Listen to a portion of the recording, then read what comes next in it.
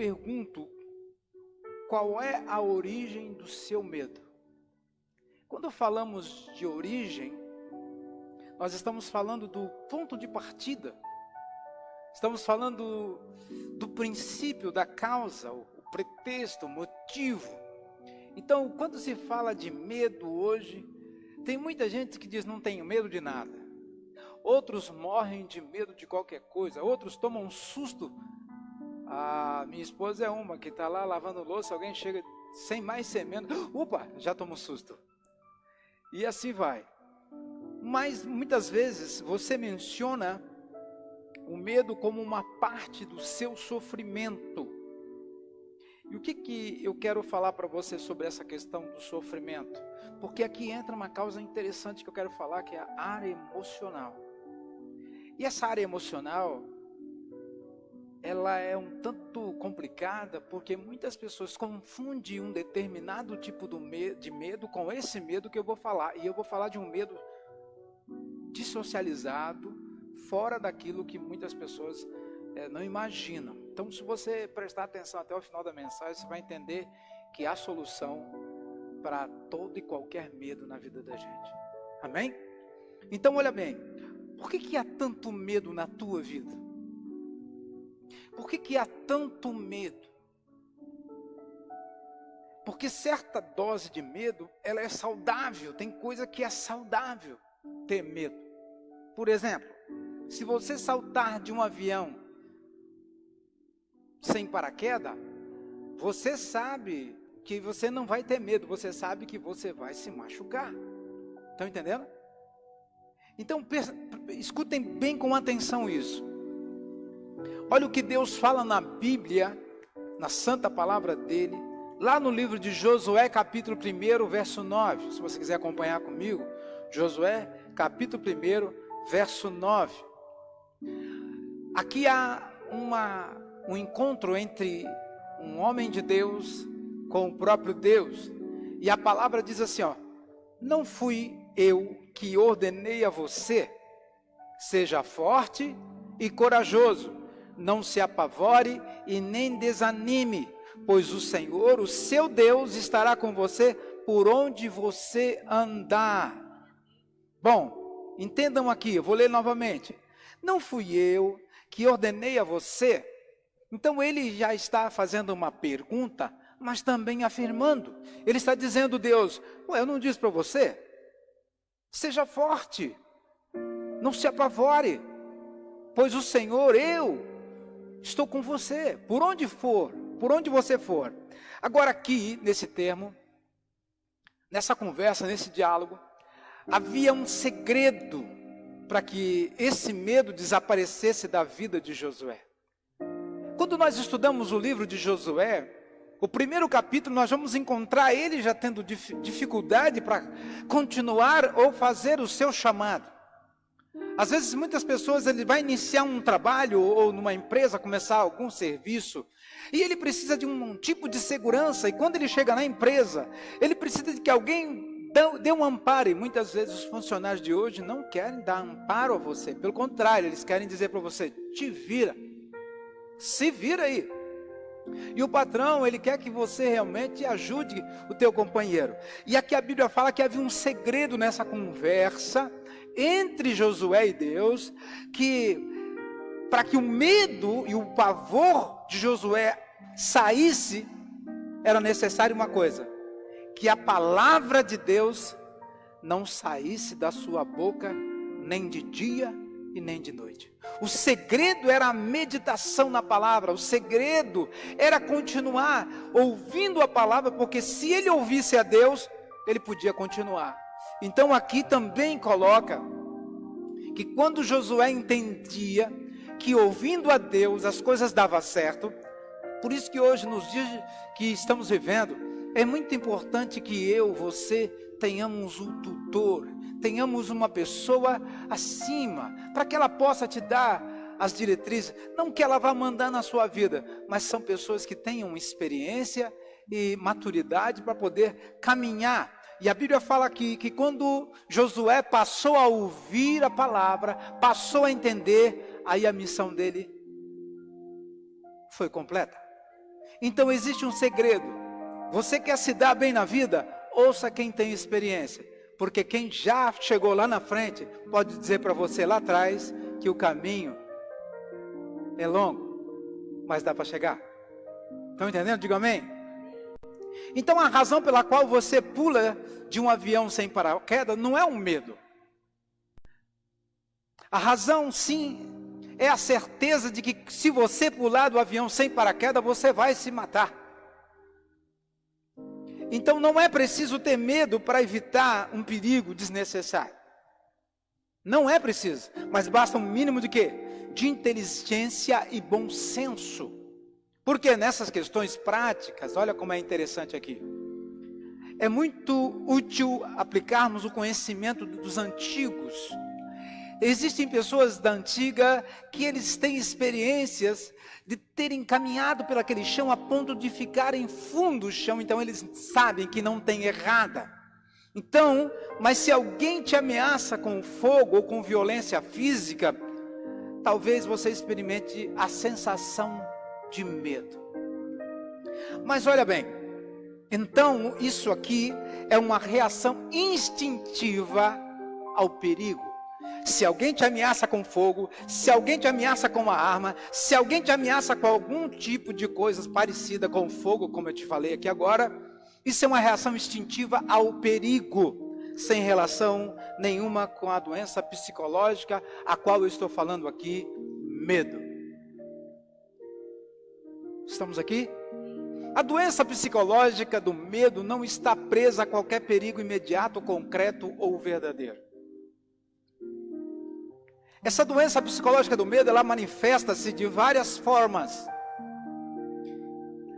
Tais como: a pessoa fica agitada, a pessoa fica preocupada, a pessoa fica ansiosa, a pessoa fica nervosa, a pessoa vive sob tensão, vive no pavor, qualquer lugar que entra tem fobia, e aí por aí vai.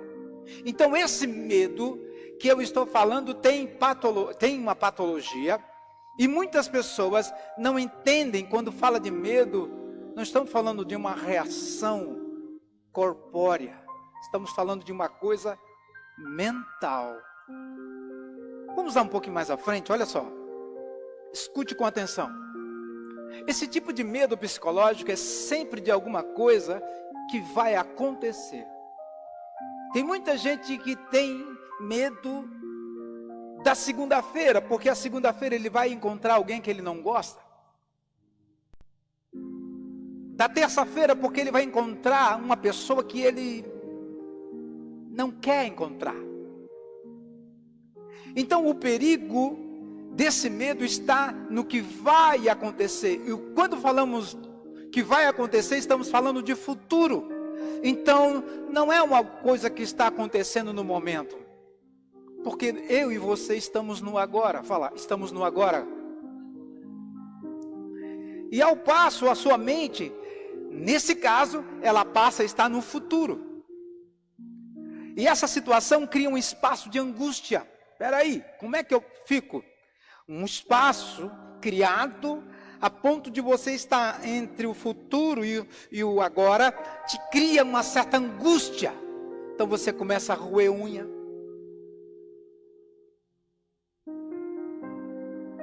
Você usa de algum cacuete.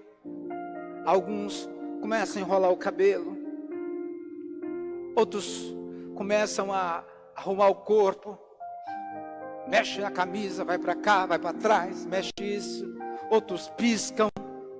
Tem um amigo meu que pisca demais quando ele está assim, pisca para cá, pisca para lá.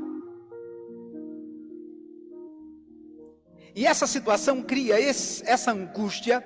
E o caso você esteja identificado com a sua mente e tiver perdido o contato com o poder e a simplicidade desse agora, essa angústia será a sua companhia constante. Entenda o que eu quero explicar. Tem muitas pessoas que elas ficam no futuro, elas ficam imaginando coisas. Elas estão hoje no domingo, mas a mente já está na segunda-feira, na terça, na quarta, na quinta, na sexta. Já fica programado. Isso te traz angústia. Isso é prova psicológica de muitos médicos. Se você ler a psicologia, você vai entender que pessoas que vivem no futuro, vivem ansiosas. Espera aí.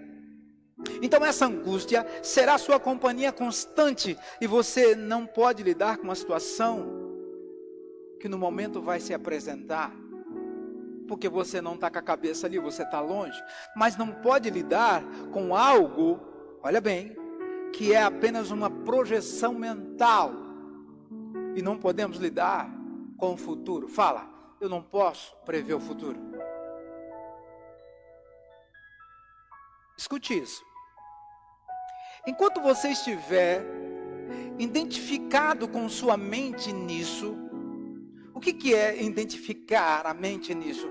Enquanto a tua mente ficar pensando no que você tem temor e tem pavor, você vive no futuro, vive angustiado. Mas vamos pensar um pouco.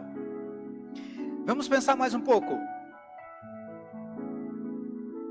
Por conta da sua natureza ilusória, e apesar dos seus elaborados mecanismos de defesa, tem muita gente que tem N defesa no corpo.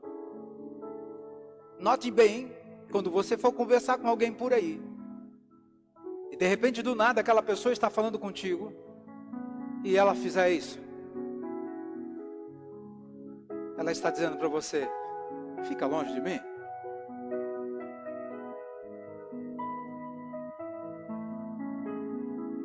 Fica longe de mim.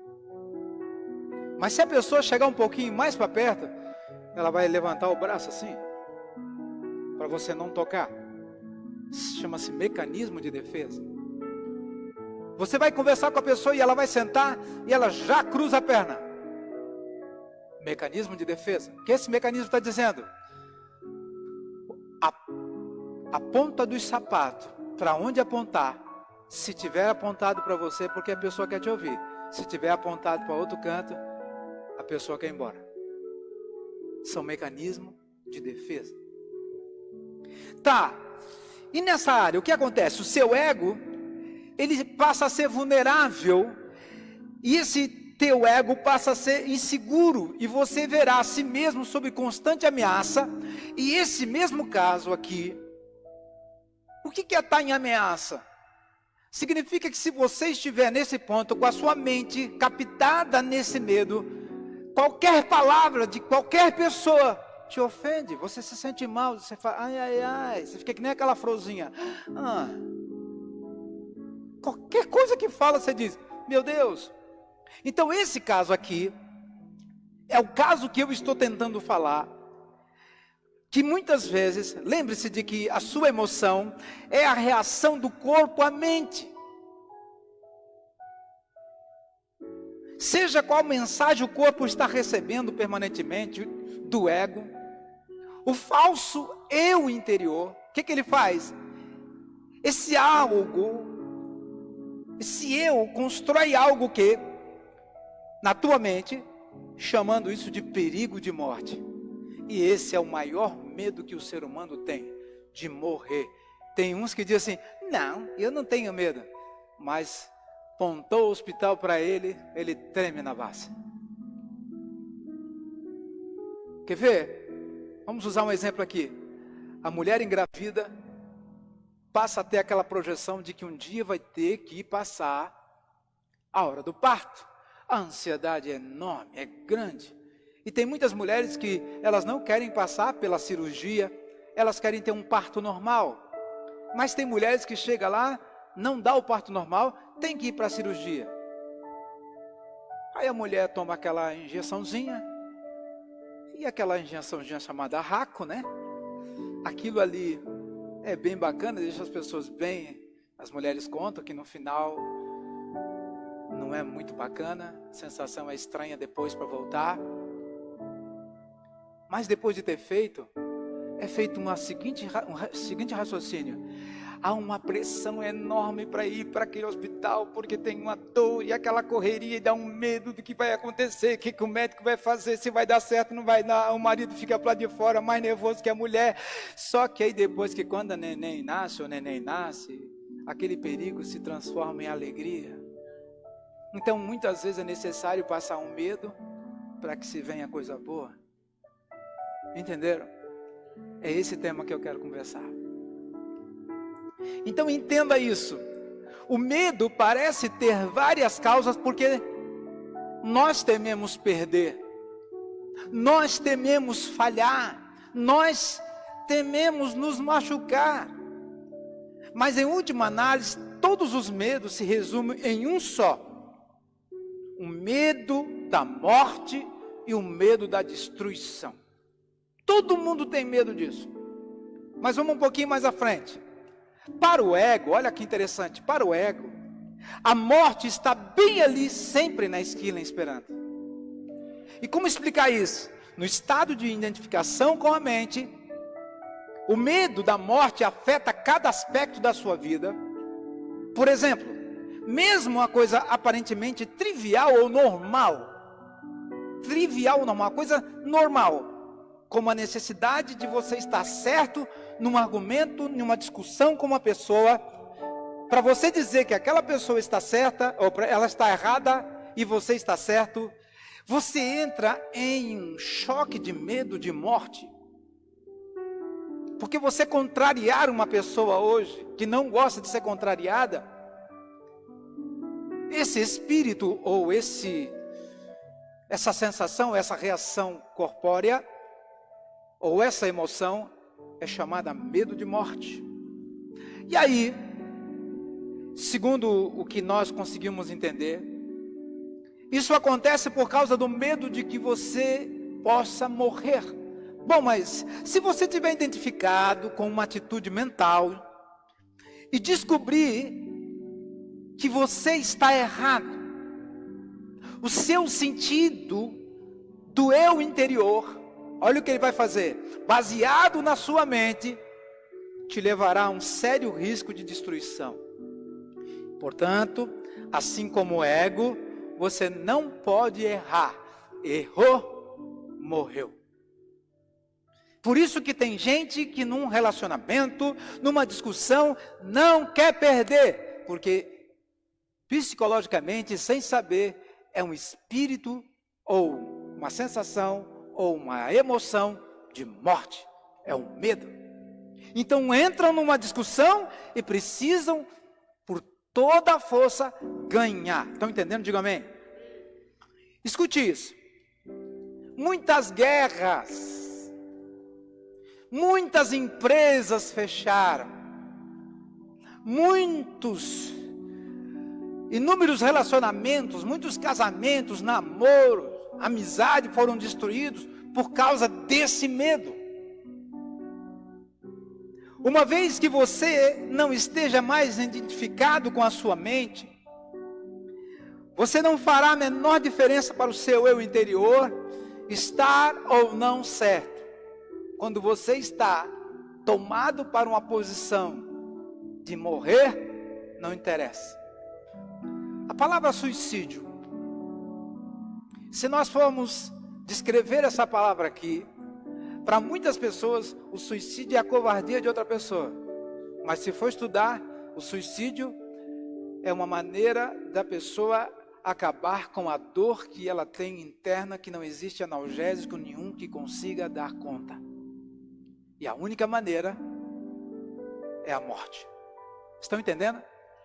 E como uma pessoa, quando ela toma a condição de se suicidar, essa pessoa passou da pulsão de morte para a pulsão de vida. O que é isso? Ela passou a ser uma pessoa corajosa. Vocês já viram pessoas se suicidando, pulando de um 5º andar, do 10º andar, que se ela estivesse no seu juízo comum, jamais faria, porque ela teria medo, porque sabe que vai se machucar, mas como ela está com uma dor maior do que que seria o tombo, a pessoa se joga.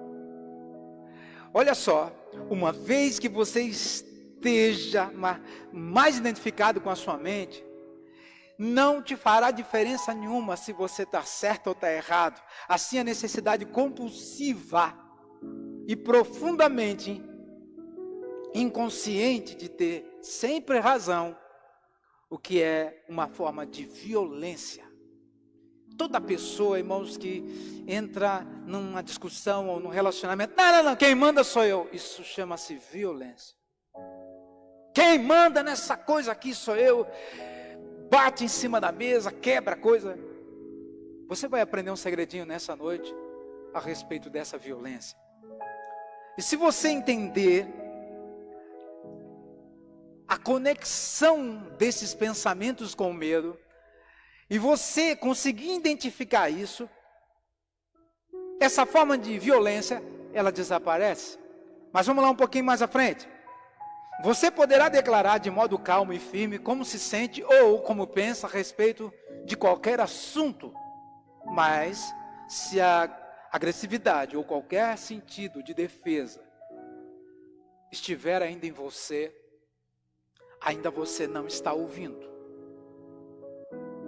O sentido do eu interior passa a ser originar de um lugar profundo e verdadeiro dentro de você, não mais da sua mente. Porque quando você usa a sua mente, você também pode usar o teu subconsciente ou o teu inconsciente. Você pode também usar outras coisas dentro de você que pode te ajudar. Mas aqui nós entendemos que precisamos ter cuidado com qualquer tipo de defesa dentro de nós. Fala comigo. Eu preciso tomar cuidado com qualquer defesa vinda de dentro de mim. Como assim? Do que eu estou me defendendo? Você pode estar se defendendo de uma identidade ilusória. Quer ver um exemplo? A pessoa fez uma tatuagem no braço, ou aqui no peito, ou aqui nas costas. Por incrível que pareça, a tatuagem ela é uma imagem. Estão entendendo? Ela é uma imagem.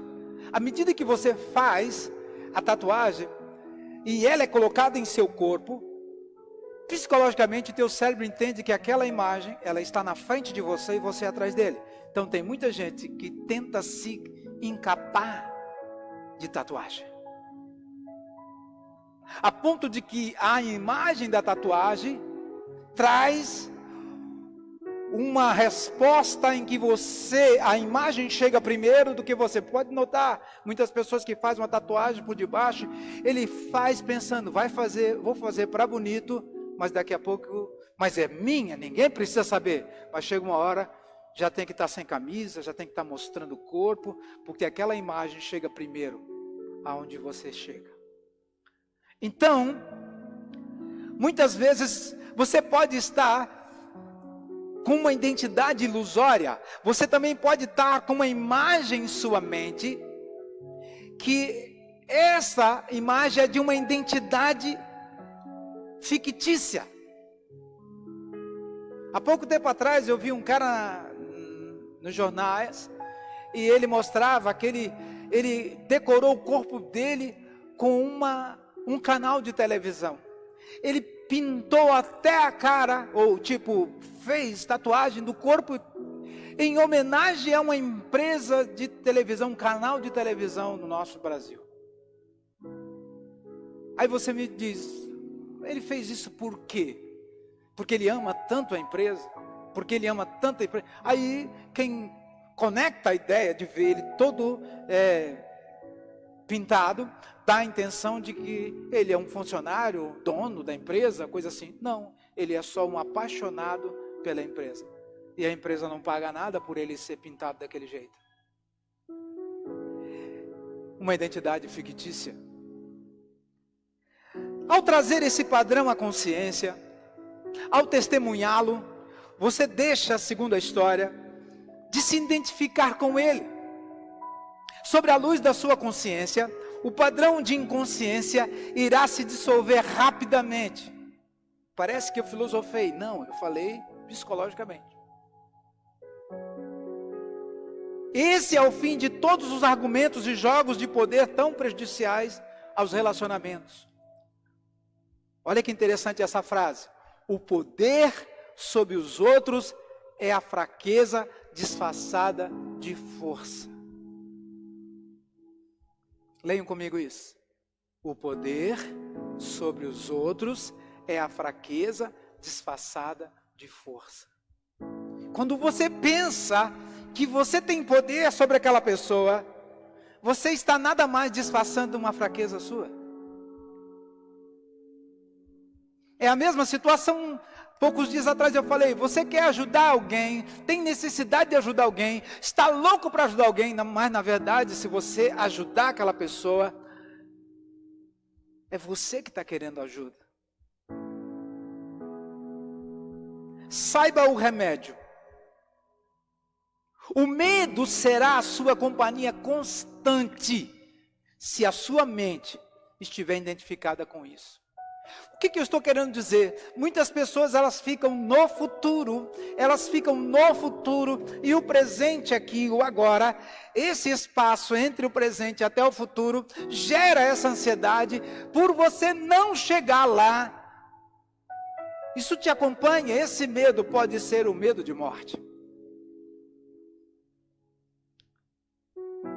Portanto, a sua mente desconectada do seu verdadeiro poder, que é o próprio Deus, o seu eu, profundo enraizado ao ser, o número de pessoas que conseguem alcançar o ponto mais importante da vida, que é o ser. Tem gente, irmãos, que não consegue ser. As pessoas nos dias de hoje, para ser alguma coisa, elas querem ter primeiro. Eu quero que você entenda isso. O número de pessoas que conseguem alcançar o ponto mais importante da vida de ser, ainda é extremamente pequeno. O que leva a presumir que virtualmente, todas as pessoas que você encontra ou conhece, que vive o que eu estou falando, vive um estado permanente de medo. Só o que pega para nós nesse momento aqui, que viria essa intensidade. E essa intensidade, segundo a história, ela flutua entre a ansiedade e o pavor. Tem muita gente que você vai conversar com ela, você não a entende. Não é por causa da velocidade das palavras, é porque a pessoa não está ali contigo. Ela está pensando em outras coisas, está à frente. Quando eu falo nessa ansiedade e pavor, numa ponta de escala, isso é muito desconfortável. E eu entendo que vago e distante também. Mas muitas pessoas só tomam consciência disso quando o medo assume uma de suas formas mais agudas. Que é esse princípio: morrer. Ouça essa história. Por mais de 30 anos, um mendigo ficou sentado no mesmo lugar, debaixo de uma marquise. Por mais de 30 anos, um mendigo ficou sentado debaixo de uma marquise. Até que um dia, uma conversa com um estranho mudou a vida dele. Vamos lá. Começou assim: tem um trocadinho para mim aí, moça? Murmurou, estendendo a mão mecanicamente. Tem um trocadinho para mim aí? Com um velho boné. O cara disse: não tenho. Disse o estranho, né? E o estranho olhou e disse: o que tem dentro desse baú que você está sentado há 30 anos? Não, aqui não tem nada. Bom, como que não tem? Você já olhou? Nunca olhei. Perguntou o estranho: mas você não tem curiosidade? Também não. Se eu fosse você, eu dava uma olhadinha dentro. O estranho insistiu antes de ir embora. Insistiu. Aí o mendigo resolveu abrir a caixa. Teve que fazer força, levantar a tampa. Mal conseguiu acreditar que o velho caixote estava cheio de ouro. Há 30 anos, o cara pedindo, com medo de fazer algo pela sua vida, entrou numa pulsão de morte. O que é pulsão de morte? Ele acha que a sobrevivência dele era só aquilo ali. E por 30 anos ele ficou em cima daquele caixote. E alguém teve que chegar lá e chamar sua atenção. Por isso que eu digo para você, perca seu medo agora.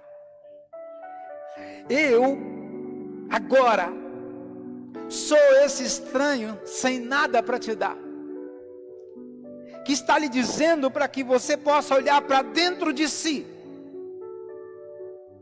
para dentro de você, não de uma caixa, mas sim dentro de você mesmo. Imagino que você esteja pensando indignado, não, mas eu não sou mendigo. Saiba, infelizmente, todos que ainda não encontraram a verdadeira riqueza, a radiante alegria de ser, a paz inabalável, o Cristo verdadeiro, são mendigos para sempre.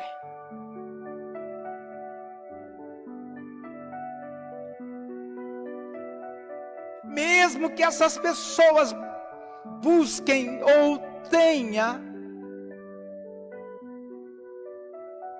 vontade de buscar por lado de fora migalhas de prazer, de aprovação, de segurança ou amor, embora tenha tesouro guardado dentro de si, que não sabe a quantidade do que tem, como é infinitamente maior do que qualquer coisa oferecida por este mundo. A frase é fé em Deus. Essa frase transmite a ideia de uma conquista sobre-humana. E é isso que faz com que o seu ego se alegre. Mas é simplesmente o estado natural de se sentir um com Deus. É um estado de conexão com o imensurável e indestrutível. Pode parecer um paradoxo aqui para muitos, mas esse algo é essencialmente você. É esse que eu estou pedindo que você olhe agora. É esse que eu estou pedindo para que você entenda. Eu não estou lhe dando nada, mas estou lhe perguntando o que tem dentro de você. É muito maior daquilo que você imagina, porque a fé em Deus consiste em encontrar a verdadeira natureza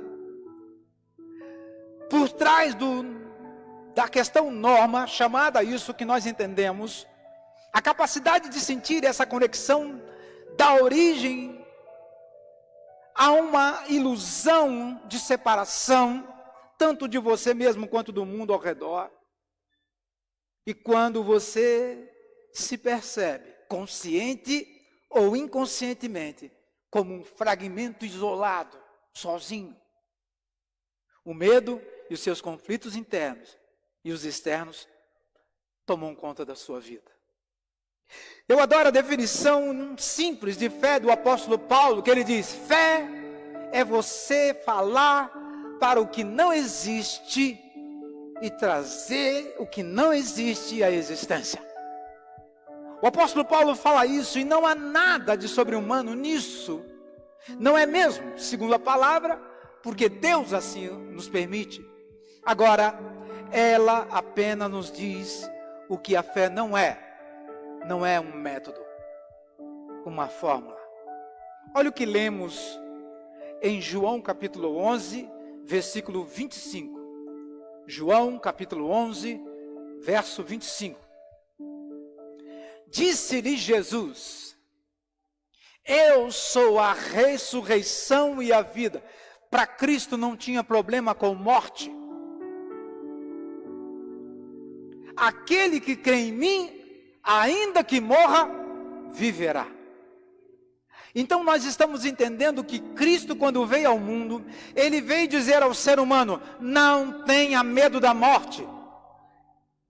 Ele disse para o ser humano, para que a morte ia nos rondar, para tentar nos pegar, mas entenda, a morte será o nosso último inimigo. Se você pensa que você se livrou da morte, não. A morte, segundo a Bíblia, está no livro de 1 Coríntios. A morte será o nosso último inimigo. Nós vamos ter que enfrentar ele por último. Jesus passou por isso. E eu quero então aqui, segundo Cristo, ensinar para vocês 5 pensamentos que vão te ajudar a lidar com o medo. Querem aprender? Digam amém. Vamos lá. O primeiro: tudo é difícil antes de se tornar fácil. É verdade ou não é? E tudo é desconhecido antes de se tornar conhecido. Tenha cuidado quando você for encontrar algo que você não conhece. Espere para que você tenha a oportunidade de conhecer, para se tornar conhecido e você não dar um pé fora. Segundo passo: não vá para o caminho que o medo faz você ir. Tem muita gente que o medo faz você ir para onde? De encontro à morte. Quer ver? Numa violência, alguém que te impacta para uma violência. O medo fala: eu vou. E segundo o que nós estamos aprendendo, não vá para o caminho que o medo faz você ir. É melhor fugir. Amém? Terceiro passo: o medo é sempre uma invenção da mente. O medo sempre será uma invenção da mente. A mente cria um filme em que você não chegou lá. Então ela te coloca na pulsão de morte, a ponto de você chegar e já se ver machucado lá na frente. Você nem chegou, mas já está.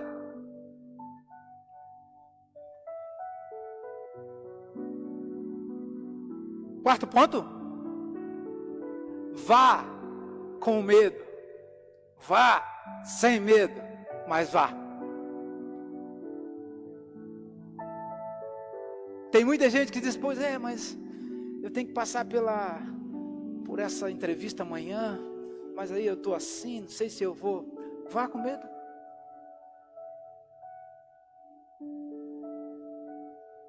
Vá com medo. Como é que você vai saber se vai dar certo ou não? Se você for. Quinto ponto: o arrependimento pelo que você não fez é muito pior do que pelo que você fez. Já notou aquele camarada? Meu Deus, eu deveria ter visitado o Robson, não fui. O Robson foi lá para os Estados Unidos, mudou para lá, não consegui nem dar um abraço nele. E agora? Você vai ficar com um peso na consciência pior de se tivesse ido. Deu para captar? Tudo é difícil antes de se tornar fácil. E tudo é desconhecido antes de se tornar conhecido. Não vá para o caminho que o medo faz você ir. O medo é sempre uma invenção da mente. Vá com medo, vá sem medo, mas vá. O arrependimento pelo que você não fez é muito pior do que pelo que você fez. Se eu perguntasse nessa noite, ou agora,